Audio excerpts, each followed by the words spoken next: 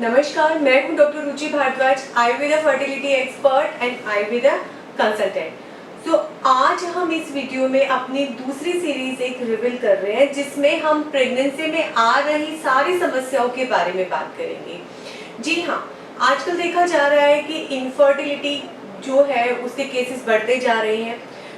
इसके बहुत सारे कारण होते हैं। जब पेशेंट हमारे पास आता है तो 10 में से 7 पेशेंट ऐसे होते हैं जो कि अनएक्सप्लेन इनफर्टिलिटी के आते हैं, यानी कि मेल पार्टनर की बात की जाए या फीमेल पार्टनर की, दोनों में ही उनकी रिपोर्ट्स नॉर्मल होती है बट फिर भी वे कंसीव नहीं कर पाते।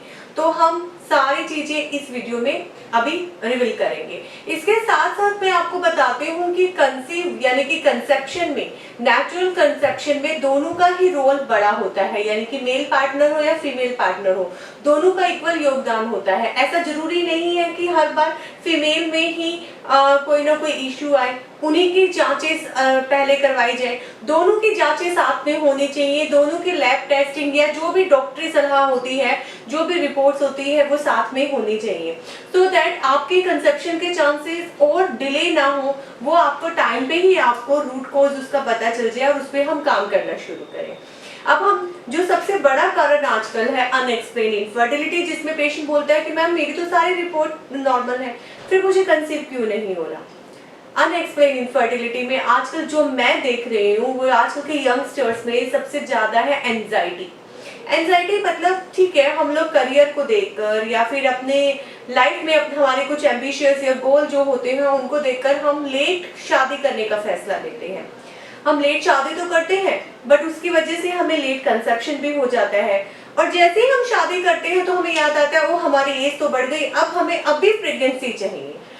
इतनी एंजिशियस हमारे पास पेशेंट आते हैं, ऐसे कपल्स आते हैं एंजाइटी लिए, मैम मैं तो अभी गया था और मेरी 2 आईवीएफ साइकिल हो गई, 3 या 4 महीने के अंदर वे 2 बार अपनी इम्प्लांटेशन करवा चुके होते हैं, उनके इम्प्लांटेशन फेलियर के इतने केसेस हो चुके होते हैं, और बहुत ही मतलब कम समय में, यानी कि उनको साथ रहते हुए 6 महीने हुए हैं, 7 महीने हुए हैं, उन्होंने आईवीएफ ऑप्ट कर लिया है भागकर।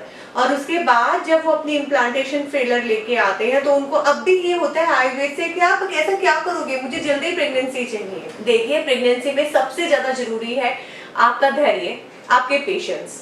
जो आप अपनी आजकल ओवुलेशन स्टडी के दम पे उससे उन्हीं दिनों में रिलेशन रखते हो, सो डेफिनेटली वो जो प्रेशर होता है मेल पार्टनर के ऊपर भी, वो भी स्पर्म मोर्टेलिटी को हैम्पर करता है।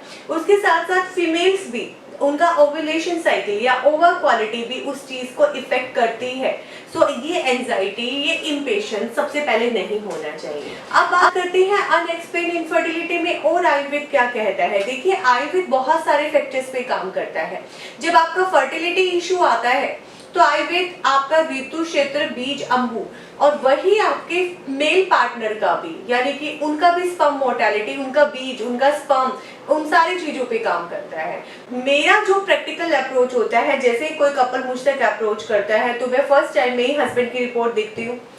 नो डाउट कि मेल्स में जो स्पर्मेटोजोसिस होता है, यानी कि जो एक उनका नेचुरल स्पर्म बनने का और रेगुलर रूटीन में और नए स्पर्म बनने का एक पैटर्न होता है, वो बहुत इजीली हम डाइट से, कुछ आयुर्वेदिक मेडिसिन से, लाइफ से बहुत इजीली हम उसको अच्छा बेटर कर लेते हैं। वही फीमेल्स में क्या होता है, उनका इक्वालिटी एक लिमिटेड होता है, क्वांटिटी भी लिमिटेड होता है, जो कि एज के साथ डेफिनेटली डेटोरेट होता है।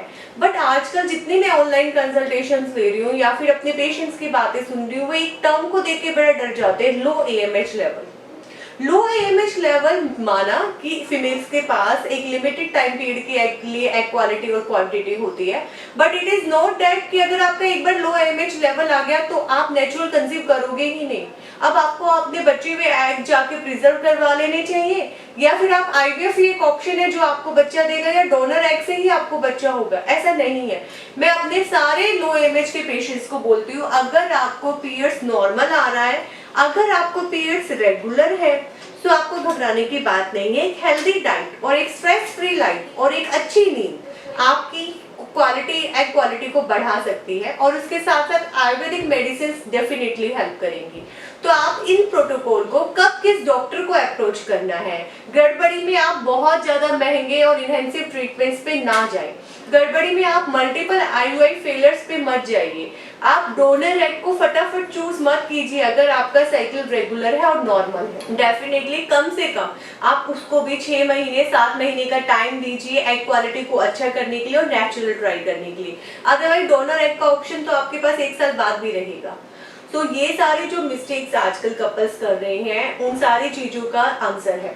तीसरा सबसे ज्यादा इशू जो आता है अनएक्सप्लेन इनफर्टिलिटी में, वो आता है टाइमिंग का इशू। मैं जितने भी पेशेंट्स की फॉलिकुलर स्टडी करवाती हूँ तो डेफिनेटली हम ज्यादा डीप में नहीं जाएंगे बिकॉज मेरे बहुत सारे वीडियो ओव्यूलेशन पे ऑलरेडी है। मैं साफ बोलती हूँ कि आपका जितने भी डेज का साइकिल है, मोस्टली गर्ल्स का 28 to 30 डेज का होता है, उसको हाफ कर लीजिए, उसका मिड साइकिल में आ जाइए, यानी कि 14-15 डे पे आपका ओव्यूलेशन होता है। अगर आप उसके 2 दिन पहले भी रिलेशन रखेंगे या 2 दिन बाद भी रखेंगे तो डेफिनेटली आपके कंसीव होने के चांसेस बढ़ जाते हैं बिकॉज मेल पार्टनर के स्पर्म्स को ट्यूब्स तक जाने में कम से कम 3 से 5 दिन का टाइम लगता है। वही फीमेल का जो ओवर रिलीज होता है, जो उनका एग निकलता है, वो भी 24 आवर्स तक जिंदा रहता है। हाँ, अगर टाइमिंग का इशू होता है या तो मेल पार्टनर्स के जो स्पर्म है उसमें इतनी अच्छी मोर्टेलिटी नहीं है कि वो 3 दिन में वहां तक पहुंच जाए या 5 दिन में पहुंच जाए, या वो बीच में ही डेड हो जाते हैं, कोई ना कोई मॉर्फोलॉजी इशू होता है, या फिर फीमेल का ओवर रिलीज तो हो गया या बट उसमें क्या हुआ, अर्ली रिलीज हो गया, समटाइम अर्ली ओव्यूलेशन हो जाती है, हम सोचते हैं ओव्यूलेशन हमारी लेट है, हम उसके अकॉर्डिंग रिलेशन रखते हैं, या समटाइम्स अगर वो 14 डे पे आपकी ओव्यूलेशन की जो डेज है उस पर रिलीज भी हो जाता है तो इतना कैपेबल नहीं होता कि वो कंसीव कर जाए, वो फर्टिलाइज हो जाए बिकॉज हमारे जो अंदर का जो एनवायरमेंट होता है वो अलग होता है यूट्रस का, उसमें पित्त लेवल बहुत जल्दी बनता है। बात अगर इम्बैलेंस होती है तो भी डेफिनेटली एग जो है वो फर्टिलाइज नहीं हो पाता। तो उन सारे फैक्टर्स पे हम काम करते हैं। आपकी प्रकृति देखकर, आपको डाइट, आपको उस टाइम पे कुछ ऐसे रिचुअल्स बताते हैं, कुछ ऐसा काढ़ा पीने को देते हैं, या फिर समटाइम्स आपको ये भी बताया जाता है कि ये चीजें बिल्कुल नहीं खानी है जब भी आप अपनी प्रेगनेंसी है वो प्लान कर रहे होते हैं, क्योंकि मोस्टली फीमेल्स जो होती है वो पित्त प्रकृति की होती है, जिनको बहुत गुस्सा आता है, बहुत ज्यादा भूख लगती है, भूख जब लगती है तो चिड़चिड़ापन आ जाता है, फेस पे बहुत पिंपल्स होते हैं, बार बार यूटीआई होता है, बहुत सारे सिम्टम्स होते हैं पित्त प्रकृति की फीमेल्स के। तो उनका वेजाइनल फ्लोरा सही नहीं होता तो डेफिनेटली जैसे ही स्पर्म एंटर करेगा तो वो भी डिस्टर्ब होगा और फ्लोरा में वो डेड हो जाता है। तो ये भी एक इशू होता है अनएक्सप्लेन इनफर्टिलिटी का। लास्ट बट नॉट लीस्ट सबसे बड़ा कारण है आजकल वो है कि उसी चीज को लेकर इतना ट्राई करना, दिल और दिमाग में रखना कि हमें अभी इसी ओव्यूलेटरी साइकिल में हमें कंसेप्शन चाहिए। फीमेल्स बहुत ज्यादा ट्राई करती हैं, रिलेशन बनाने के बाद, इंटरकोर्स के बाद लेटना, वॉश नहीं करना, हाइजीन मेंटेन नहीं रखना, उसके बाद एक्सरसाइजेस करना। तो ऐसी जो चीजें होती हैं डेफिनेटली आप अपने सेटिस्फेक्शन के लिए कीजिए, बट इनसे आपके कंसेप्शन पे कोई इफेक्ट नहीं पड़ता। आपने क्या करना है कि हाँ, स्पर्म बहुत ज्यादा मिलियंस में स्पर्म होते हैं और जो ऊपर तक जाते हैं वो 400 या 500 होते हैं, और जो हेल्दी कंसीव कर पाता है स्पर्म वो सिर्फ एक ही स्पर्म से कंसीव हो जाता है। तो कैविटी में, यूट्राइन कैविटी में ही इतने स्पर्म डिपॉजिट हो जाते हैं, उसके बाद वेजाइनल फ्लोरा को जो क्रॉस करके ऊपर तक जाते हैं वो सारा मैटर करता है कि वो कितने हेल्दी हैं। सो ऐसा वो नहीं है कि आपकी एक्सरसाइज करने से, आपकी लेग्स को लिफ्ट करने से कोई ऐसा मिरेकल होगा। वो अगर ट्रैवल कर सकता है और वो कितना कैपेबल है सो डेफिनेटली वो अपनी जगह तक पहुंचेगा और एग को फर्टाइल भी करेगा, वहां पे फर्टिलाइजेशन भी हैपन होगी। सो अपने आप को आप उस चीज को बर्डन बनाकर रिलेशन की तरफ मत जाइए। अपनी बॉडी में जो कुछ चीजें ध्यान रखने के लिए है प्रेगनेंसी में, वो सबसे ज्यादा जरूरी चीज है आपका डाइट, आपका स्लीपिंग पैटर्न, आपका शांत रहना, आपका स्पिरिचुअल एक्टिविटीज में भी पार्टिसिपेशन होना, क्योंकि हमें होलिस्टिकली ट्रीट करना है। अगर आपका मेंटल एक्सर्शन नहीं होगा, आपके सारे मानसिक वेग भी है वो भी कंट्रोल में होंगे, सो डेफिनेटली आपका वातज और पित्तज, जो कि मैंने बताया कि वेजाइनल फ्लोरा को बहुत ज्यादा अच्छे से मेंटेन करता है, वो भी बैलेंस में आएगा। तो इन सारी चीजों को हम बैलेंस में लाते हैं। तो ये कुछ चीजें हैं जो अनएक्सप्लेन इनफर्टिलिटी में सबसे ज्यादा निग्लेक्ट होती हैं।